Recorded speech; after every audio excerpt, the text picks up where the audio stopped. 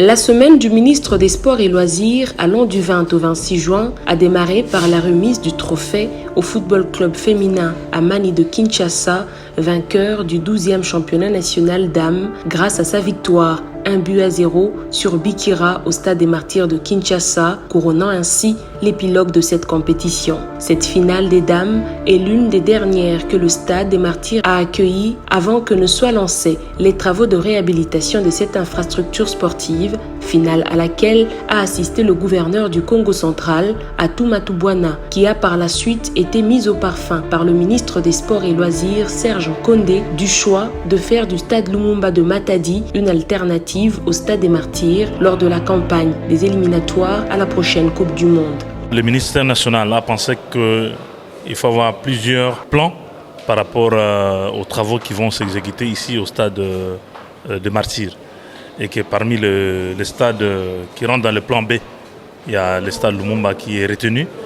Et le ministre a voulu savoir à quel niveau nous sommes, niveau des travaux nous sommes aujourd'hui. Un choix d'une importance capitale pour la province du Congo central qui a là l'occasion de voir le gouvernement central prendre en charge les travaux de finition de ce stade qui demeure encore un chantier. Et nous sommes très contents de voir que finalement le gouvernement de la République vient en rescousse, en appui à ce que la province a déjà commencé à faire pour construire et parachever les travaux du stade Lumumba à Matadi. Une fois achevé, le stade Lumumba va booster la pratique du sport dans cette province, donnant ainsi l'occasion à la jeunesse congolaise la possibilité de faire partie du projet Sport-Études, projet qui vise à ramener la pratique du sport dans sa diversité au niveau de l'école. Jean-Florent Ibenge Ikwange, ancien sélectionneur des Léopards de la RDC, en a discuté avec Serge Kondé, ministre des Sports et Loisirs, pour trouver ensemble des voies et moyens à mettre en place afin de ramener la passion à l'école.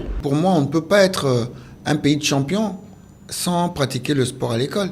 Le sport d'élite part de la base.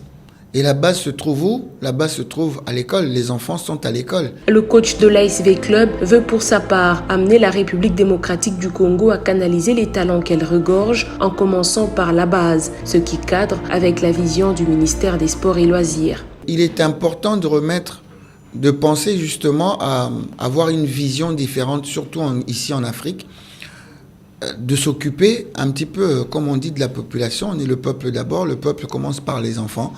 Et les enfants sont à l'école ou dans la rue. Le sport va être un levier important pour notre développement. Le projet Sport-Études se veut inclusif. Tous les enfants sont visés, toutes les couches sociales et même les enfants qui se retrouvent aujourd'hui dans la rue par la force de la nature. Les partenaires ne sont pas en reste, d'où un cadre pour réfléchir et trouver des solutions sur la problématique liée au sport en République démocratique du Congo est déjà envisagée. L'initiative est de la Fondation Youssouf Mulumbu Développement. En séance de travail avec le ministre des Sports et Loisirs Serge Kondé, il a été question de se mettre d'accord sur les nouvelles dates de ce forum dénommé Congo Sports Week, attendu fin août. Les panélistes auront l'occasion de réfléchir sur plusieurs points, notamment le sport-éducation, a fait savoir Guy Losenjo, administrateur de la Fondation Youssouf Mulumbu Développement. On va parler du sport et éducation, que ce soit le sport à l'école ou que ce soit les formations en lien avec les métiers du sport. C'est également parler d'un sujet qui tient à cœur Youssouf et sa fondation, les infrastructures sportives, notamment les infrastructures sportives de proximité pour les jeunes, parce que quand on veut parler de démocratiser le sport, de permettre aux jeunes, aux seniors, à tout le monde de faire du sport, il faut des infrastructures sportives de proximité. Il fallait encore parler du Stade des Martyrs de Kinshasa qui doit être opérationnel dans un bref délai après le début des travaux de sa réhabilitation. C'est ce qui justifie ces échanges entre le ministre des Sports Serge Kondé et le groupement d'entreprises venu présenter un projet de partenariat immédiat pour la réhabilitation de ce stade, explique Thierry Katembwe, directeur général de Aloïd Group. Il est prêt déjà à son niveau, il voudrait savoir qu'est-ce que les partenaires apportent.